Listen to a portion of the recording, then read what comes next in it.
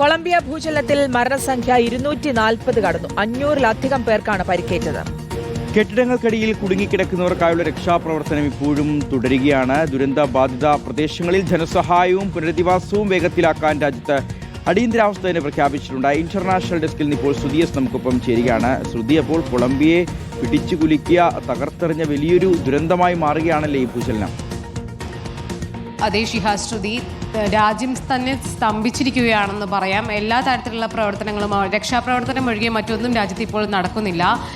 നമ്മളിപ്പോൾ പുറത്തു വന്നിരിക്കുന്ന കണക്ക് എന്ന് പറയുന്നത് ഔദ്യോഗികമായി സ്ഥിരീകരിച്ച കണക്ക് മാത്രമാണ്. അത് വളരെ ചെറിയ കണക്കാണെന്നാണ് നമുക്ക് മനസ്സിലാകുന്നത്. ഇതിനും എത്രയോ ഭീകരമാണ് അവിടുത്തെ രാജ്യത്തെ അവസ്ഥ, നേരിലുള്ള അവസ്ഥ എന്നാണ് നമുക്ക് മനസ്സിലാക്കാൻ സാധിക്കുന്നത്.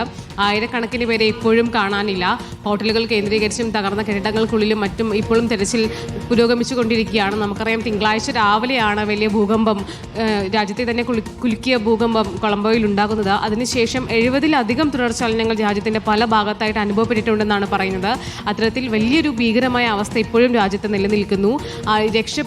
ഈ ഭൂകമ്പത്തിൽ നിന്ന് രക്ഷപ്പെട്ട ആൾക്കാരൊക്കെ തന്നെയും വലിയ ഭയപ്പാടിലാണ് ഇപ്പോഴും കഴിയുന്നത്. കഴിഞ്ഞ രാത്രിയൊന്നും അവർ വീടുകൾക്കുള്ളിൽ ഉറങ്ങിയിട്ടില്ല. എല്ലാവരും വീടുകൾക്ക് പുറത്ത് എല്ലാവരും കൂടി ഒന്നിച്ച് രാത്രികൾ തള്ളി നീക്കുന്ന കാഴ്ചയാണ് ആ രാജ്യത്ത് നിന്ന് നമുക്ക് കാണാൻ സാധിക്കുന്നത്. രക്ഷാപ്രവർത്തനം അതിന് സാധ്യമായ എല്ലാ വഴികളിലൂടെയും രാജ്യം നടത്തുന്നുണ്ട്. അവിടെ വാഹനങ്ങൾ നിരോധിച്ചിട്ടുണ്ട്. കാലി, പെരേര തുടങ്ങിയ 2 പ്രധാനപ്പെട്ട നഗരങ്ങളിലെയാണ് ഭൂകമ്പം പ്രധാനമായിട്ടും വലിയ രീതിയിൽ ബാധിച്ചിരിക്കുന്നത്. വലിയ മരണങ്ങളും റിപ്പോർട്ട് ചെയ്യപ്പെടുന്നത് അവിടെയാണ്. അവിടെ താൽക്കാലികമായിട്ട് വാഹനങ്ങൾ ഓടിക്കുന്നത്, കാറുകൾ ഉൾപ്പെടെ ഓടിക്കുന്നത് നിരോധിച്ചിട്ടുണ്ട്.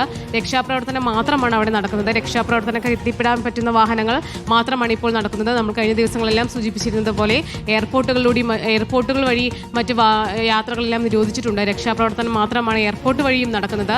ഇത്തരത്തിൽ എല്ലാ രീതിയിലും എല്ലാ സാധ്യതകളും ഉപയോഗിച്ച് ആ രാജ്യം അതിജീവനത്തിന് വേണ്ടി ശ്രമിച്ചുകൊണ്ടിരിക്കുകയാണ്. ലോകരാജ്യങ്ങളിലൊക്കെ തന്നെ സഹായം അറിയിച്ചിട്ടുണ്ട്, സഹായിക്കാൻ സന്നദ്ധമാണെന്ന് അറിയിച്ചിട്ടുണ്ട്.